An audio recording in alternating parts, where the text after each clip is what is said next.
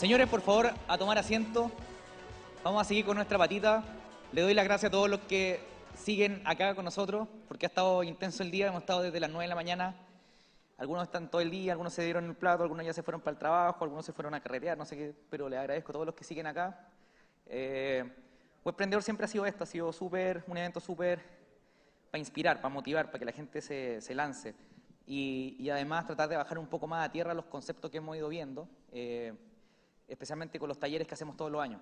¿Alguien ha participado en los talleres de Webprendedor? Que levante la mano. Me no tanta gente en esta sala, así que les recomiendo que mañana se vayan a los talleres porque van a estar súper entretenidos, son diferentes temáticas y vamos a profundizar mucho lo que hemos hablado todo el rato acá. Elizabeth es una muy buena amiga, somos classmates en 500 Startups y les voy a pedir una sola disculpa. Este Webprendedor estuvo complicado, Leo, porque estuvimos haciendo muchas cosas, se nos cayeron unos speakers, el Nescafé es muy rico como venue, pero tiene muchas restricciones. Una de las cosas que no pudimos hacer este año es poner casetas de transmisión de traducción porque no hay espacio y los traductores necesitan ver la boca del speaker para poder traducir. Por lo tanto, lamentablemente, en este evento no tenemos traducción simultánea como el año pasado, pero sí vamos a tener traducción simultánea mañana en su taller.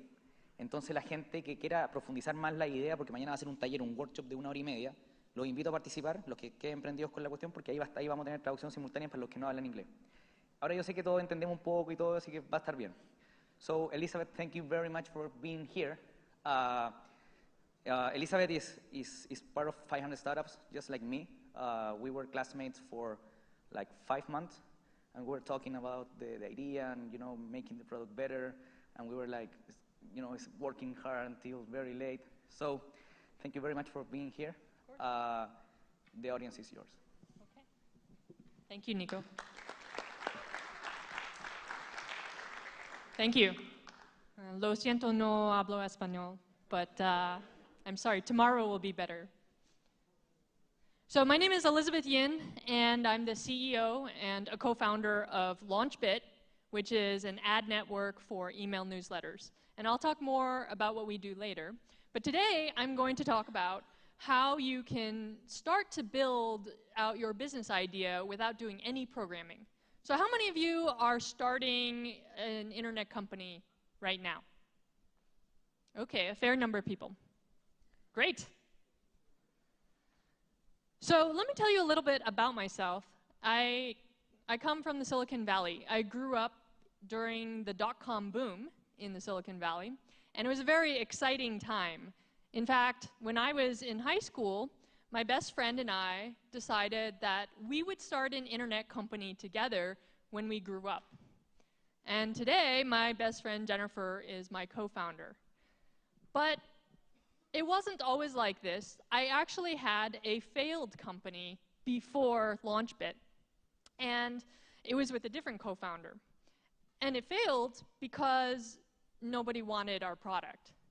And I realized when I teamed up with Jennifer that it's very, very hard to know what product to build. It's very hard to know what people need or want. So when Jennifer and I decided to start a company together, I said, let's not just focus on one idea. Let's try lots of different ideas to see what will really stick. And so we spent a long time trying lots of different ideas. Our first website was a social shopping site for wedding apparel. Our next website was a social shopping site for dresses, et cetera, et cetera. We had lots and lots of websites that did not make it before we decided to do LaunchBit. And so what I realized was things were different from when we were growing up and now. In the 1990s, it was actually really easy to market your website. There were very few websites on the internet, and so you got a lot of attention. But it was difficult to build a website. There were no books or few books. There were no websites like Stack Overflow to help you out. But today, the problem is the opposite. Today, there are lots of resources on how to build a website. There are lots of tools that will do it for you, but there are so many websites, it's hard to get attention, and it's hard to know what people want. And so I found that, in starting a company today, the biggest obstacle really is, well, do you have a product that people want? And so that's what this talk really is focused on. How many of you are familiar with the lean startup methodology? Okay, a few people. So the lean startup methodology basically talks about how in the very beginning of starting a company, you should find something called product market fit. Product market fit is where you build a product that is perfect for a particular use case, a particular need, and it's a good fit for a very specific market. When you have that right fit, then you focus on scaling up your business. But if you don't find that fit, you should keep on exploring until you find it. And I'll talk about that more later. And so in some sense, the lean startup model is a lot like playing poker. Like when you play poker, you look at your hand and you have limited information, and if it looks like it's going well, then you bet some more, but you would never go all in without seeing your cards. And so this talk is all about how do you find product market fit without coding. So what I found as someone who's had a failed startup is that it is extremely tempting to want to just think, oh my gosh, my idea is so awesome. I'm just going to go and build it, and then everybody will use it. But having done that, I can tell you that people don't just come and flock to your product. It actually takes a lot of work, and then you may realize, like I did, that you've actually built out a lot of something that nobody really wanted. So when Jennifer and I teamed up, we did it the opposite. We didn't build at all at first for any of our ideas. We really wanted to make sure that we were solving a particular problem with whatever we decided to build. So at the very beginning of any idea, we would always do research. And this may sound so simple, but the reality is that very few people actually do this. Like, we would go out and talk to strangers of our particular target demographic that we wanted to reach. Now, this may sound really obvious, but most people, when they're starting their company, they'll just, maybe they'll talk with their mom or their best friend about their idea. But very few people will cold call or cold email random people. But that's precisely what you need to do. And tomorrow, I'm having a workshop that goes into more detail about how specifically to do these things. And these slides will be posted later. But in the interest of time, I'll kind of move along. If you, again, I'll talk more about this later, but we found that also if you're building a consumer site, Craigslist is an incredibly useful resource for finding random people who fit your demographic. And there's a woman named Cindy Alvarez, who is a product manager at now Yammer, no longer Kissmetrics, who has great advice on how to use Craigslist effectively to get to these people. And again, these slides will be posted later. And then, in addition to going out to reach your target demographic, we'll also try to bring people in before building out our product. So we may create a launch rock page, which is just one landing page with a description of what our product would do, and get people to sign up by running ads to this or telling people in forums about our product to drive people into us, so that way we can reach out and talk to these people as well. So the beginning stages is really all about finding people of your target demographic and just talking with them about their problems, not even about your solution, but about their problems, and then figuring out whether there's a solution that might actually solve their problems. Dropbox did this really well. When you think about Dropbox, it's very complicated. It has to sync with all your different devices, and it's not an easy problem to do. And so when they were first starting, they weren't sure if this was something that was worth building, because it took them a really long time to build Dropbox. I think the first iteration took them almost a year. And so in deciding whether to do this, they said, well, what if we could measure the demand? How many people really want this? So they put up a simple video, and they had a sign up, and over 200,000 people signed up, and that's how they decided that they were going to build out their product. And so once you figure out from doing this kind of research by talking with lots and lots of people in your target demographic The next thing that we'll do is we'll build a prototype, or something called a minimum viable product. And a minimum viable product really is a bare bones product that just does one or maybe two things. There are no bells and whistles, no extra features. The test for whether you have built too much or not is if you can explain what your product does in one sentence. And there are plenty of ways to build out a minimum viable product without doing any coding at all. Like, there are all these free website builders that can help you get some form functionality or whatnot. Weebly, Yola, Google Sites, those are all great resources for just putting together a quick web page with some basic functionality without doing any coding. So I'm going to dive into a few specific examples of what I mean by a very, very basic minimum viable product. So how many of you have heard of a company called Aardvark? Okay, so like one person. So Aardvark was a real-time social search. So what that meant was, if I wanted to know what's the best restaurant in Santiago, I would instant message Aardvark on, say, Gtalk, asking what's the best restaurant in Santiago. And then Aardvark would have these crazy algorithms that would look through my friends and their friends and then forward my message to the person who would most likely know the answer to that. And then that person would receive an IM, an instant message from Aardvark, that would ask what is the best restaurant in Santiago, and that person would then instant message back, and then Aardvark would forward that instant message back to me. And so you can imagine there are so many complications in this system.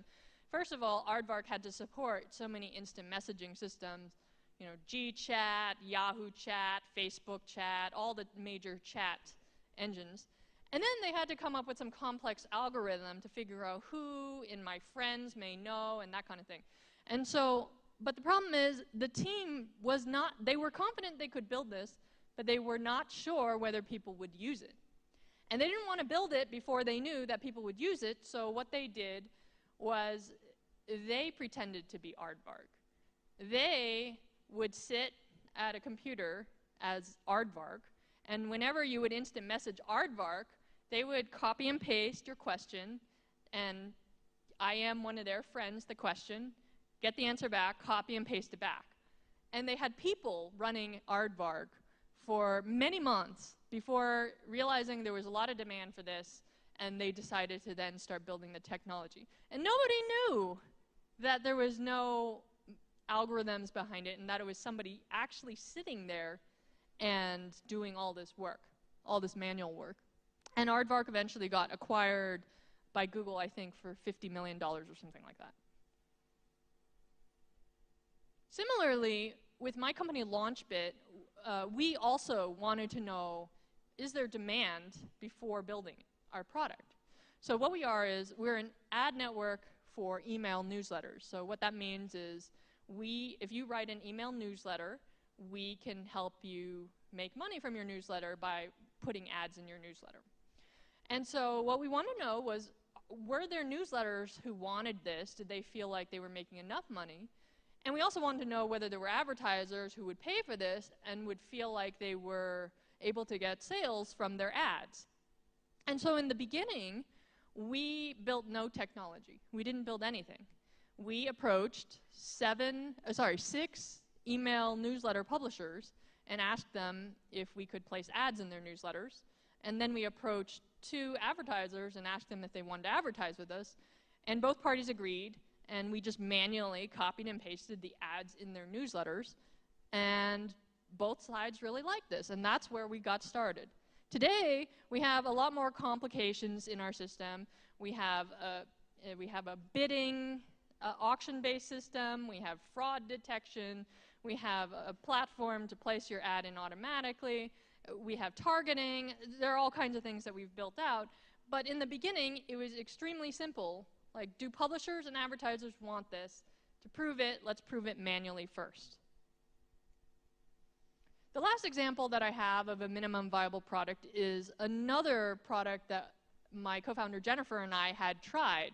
And we ultimately decided not to pursue this idea, but a couple of years ago, we wanted to test out an idea that we called the WedConnect. The WedConnect was a website that would help brides find the right wedding vendors for their wedding. So for example, like a caterer, or a baker for their cake, or for a hairdresser for their hair. And all it was a simple web page that said what we were doing and had these form fields where you could fill out the details of your wedding. This is exactly what it looked like. And you might think there were fancy algorithms in the back that would help those brides like find the right vendors for their wedding. But in fact, actually, the page went nowhere. When you submitted it, it said thanks and we'll get back to you by email. And then Jennifer and I would manually look for vendors, wedding vendors in the particular bride's area, and manually email each bride. And I'll come back to that example later. Now the problem is, doing this all manually is a lot of work. For the first few people, your first few beta users is no big deal, but when you start to get to 50, 100, hundreds of beta users, it gets to be a lot of manual work. And so what we would do, and what Aardvark did, was employ people either from Odesk or Amazon Mechanical Turk. I've never used Crowdflower, but they do something similar. And it's basically people you can hire on a contract basis to do a particular task. And sometimes it can be really cheap. So like, for example, with the WedConnect, we hired people on Amazon Mechanical Turk to find these wedding vendors for, I think, maybe like 2 cents or 3 cents.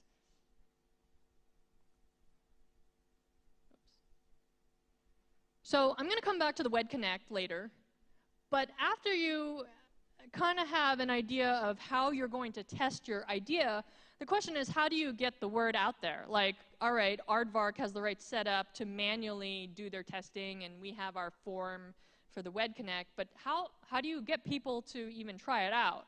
And that's where early stage marketing comes in.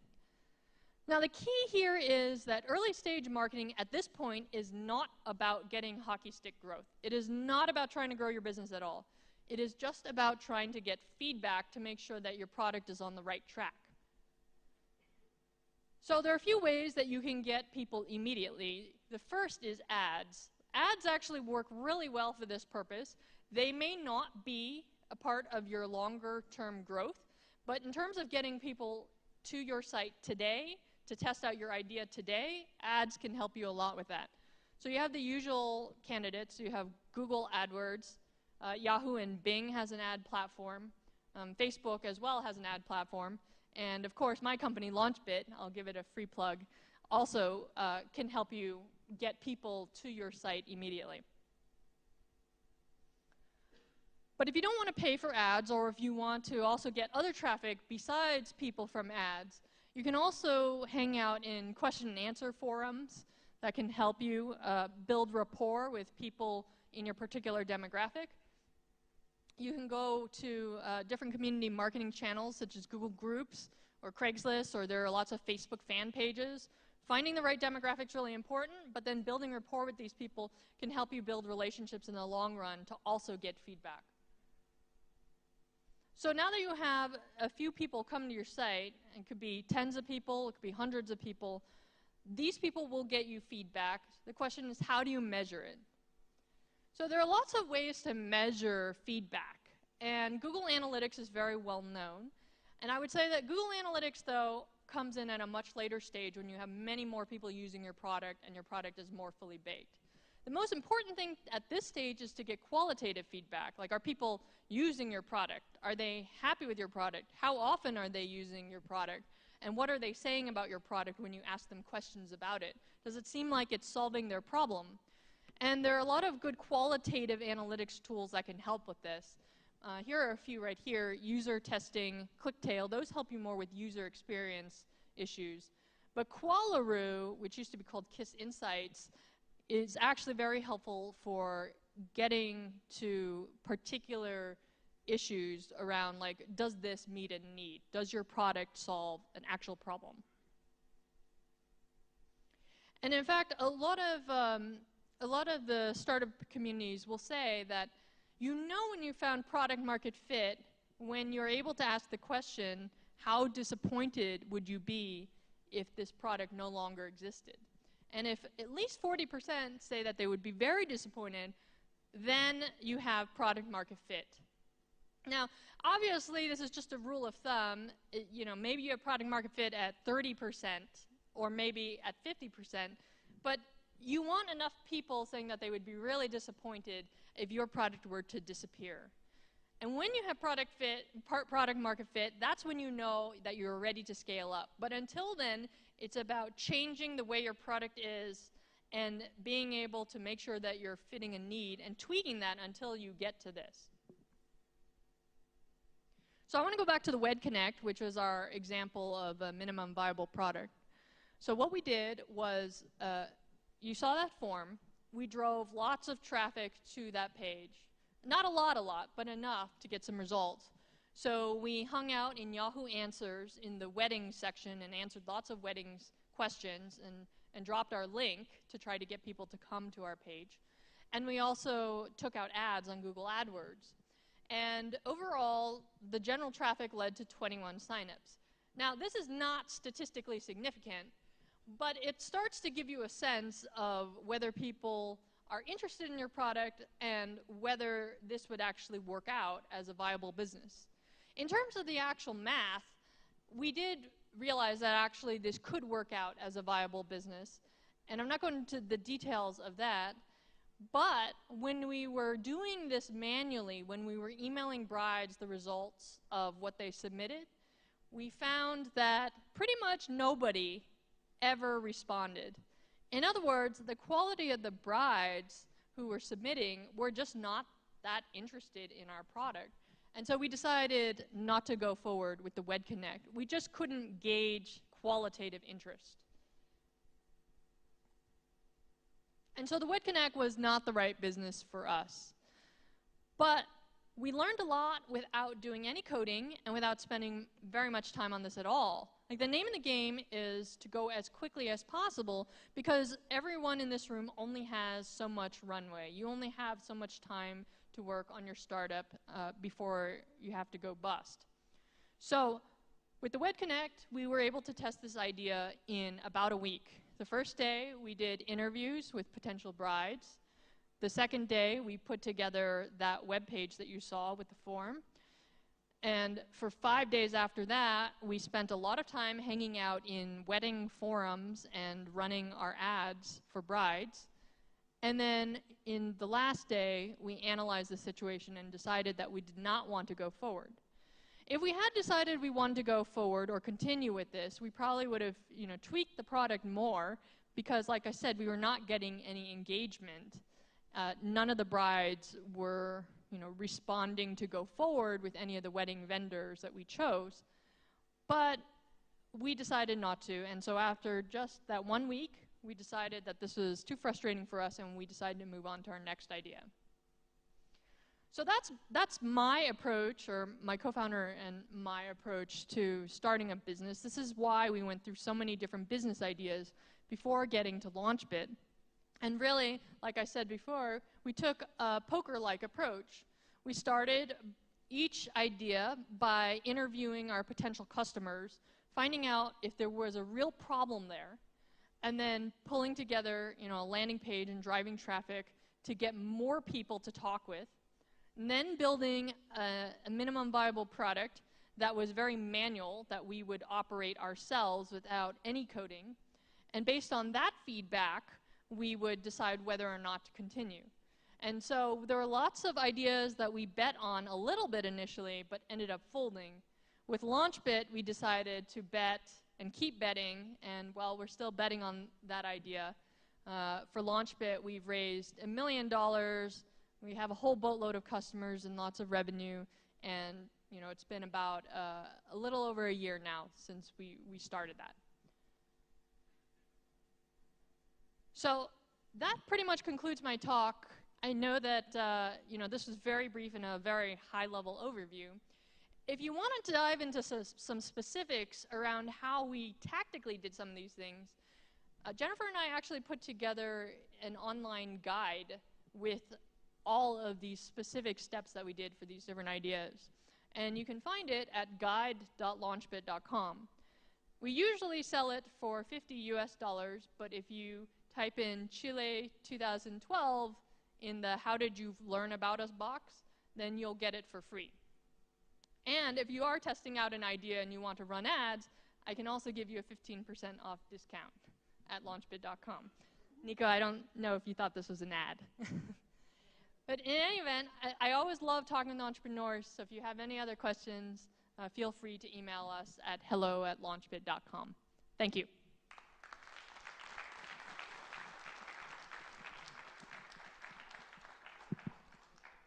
Leo, si quieres te conectas por mientras.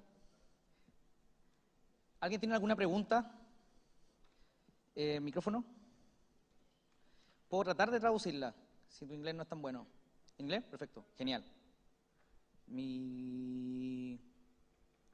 ¿Micrófono? Dame un segundo.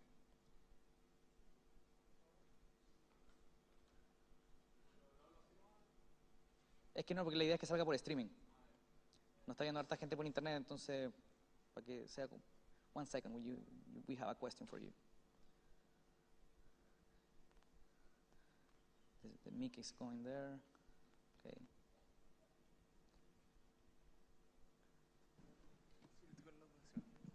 Hi. So my question has to do a little bit with early adopters, in the sense that here in Chile, it's even harder to find early adopters. Our business, the one that we're trying to create, is focused on a global market, but finding an early adopter here in Chile is even harder if we are targeting the outside.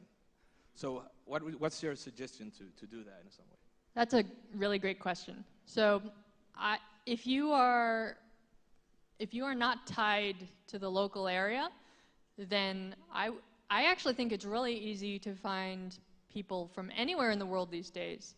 When we've done our customer development, on any of these forums where we would hang out, or Craigslist even, like I would actually go, like for example with Craigslist, I would go into different communities. Like even though we're based in the Bay Area, like I would post things for New York or anywhere else in the world. I've talked with people on Skype to do customer development interviews before. Like when I've posted stuff to some Google groups, like I remember talking with somebody from Sweden, from Israel, like different places, because these days it's so easy to talk with anybody from around the world. Everybody has Skype. And if your problem applies globally, then I don't think that's a problem at all. Thanks a lot. Yep.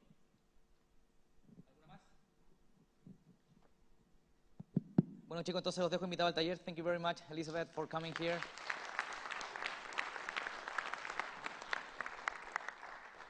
You were the only gringa with us today, so thank you very, very, very much. Fue complicado, Leo, porque estuvimos haciendo muchas cosas, se nos cayeron unos speakers, el Nescafé es muy rico como venue, pero tiene muchas restricciones. Una de las cosas que no pudimos hacer este año es poner casetas de transmisión de traducción, porque no hay espacio, y los traductores necesitan ver la boca del speaker para poder traducir.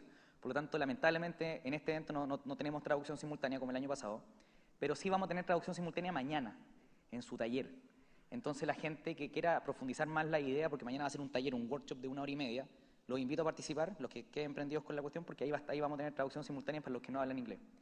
Ahora yo sé que todos entendemos un poco y todo, así que va a estar bien. So Elizabeth, thank you very much for being here. Elizabeth is part of 500 startups, just like me. We were classmates for like 5 months. And we were talking about the idea and, making the product better. And we were like, it's working hard until very late. So thank you very much for being here. The audience is yours. Okay. Thank you, Nico. Thank you. Lo siento, no hablo español, but I'm sorry, tomorrow will be better. So my name is Elizabeth Yin, and I'm the CEO and a co-founder of LaunchBit, which is an ad network for email newsletters. And I'll talk more about what we do later. But today, I'm going to talk about how you can start to build out your business idea without doing any programming. So how many of you are starting an internet company right now? Okay, a fair number of people. Great. So let me tell you a little bit about myself. I come from the Silicon Valley. I grew up during the dot-com boom in the Silicon Valley, and it was a very exciting time. In fact, when I was in high school, my best friend and I decided that we would start an internet company together when we grew up. And today, my best friend Jennifer is my co-founder.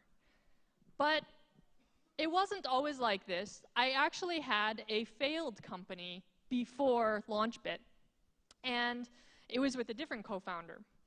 And it failed because nobody wanted our product. And I realized when I teamed up with Jennifer that it's very, very hard to know what product to build. It's very hard to know what people need or want. So when Jennifer and I decided to start a company together, I said, let's not just focus on one idea. Let's try lots of different ideas to see what will really stick. And so we spent a long time trying lots of different ideas. Our first website was a social shopping site for wedding apparel. Our next website was a social shopping site for dresses, et cetera, et cetera. We had lots and lots of websites that did not make it.